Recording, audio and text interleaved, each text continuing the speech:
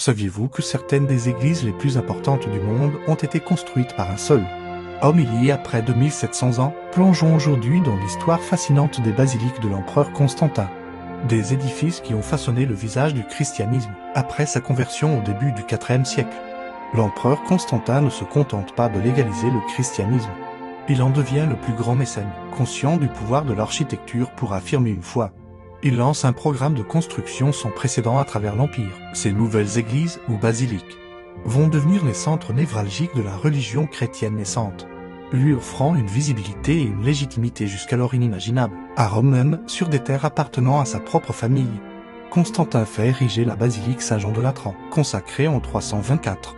Elle est considérée comme la mère de toutes les églises et devient la première cathédrale de la ville, le siège officiel de l'évêque de Rome, le pape. Son plan basilical, inspiré des bâtiments publics romains, et son riche décor en font un symbole éclatant de la nouvelle alliance entre l'Empire et l'Église. Non loin de là, sur la colline du Vatican, Constantin ordonne la construction de notre édifice monumental. L'ancienne basilique Saint-Pierre est bâtie directement sur le site vénéré comme étant le tombeau de l'apôtre Pierre. Par ses dimensions colossales et son emplacement sacré, elle s'impose immédiatement comme l'un des plus grands lieux de pèlerinage de la chrétienté, attirant les fidèles de tout l'Empire. Mais l'ambition de Constantin dépasse les frontières de Rome. À Jérusalem, au cœur même de la Terre Sainte, il finance l'édification de l'église du Saint-Sépulcre. Ce complexe spectaculaire englobe les lieux présumés de la crucifixion et de la résurrection du Christ. Il devient ainsi le sanctuaire le plus sacré pour les chrétiens, notamment en Orient, et un point de convergence pour les pèlerins du monde entier.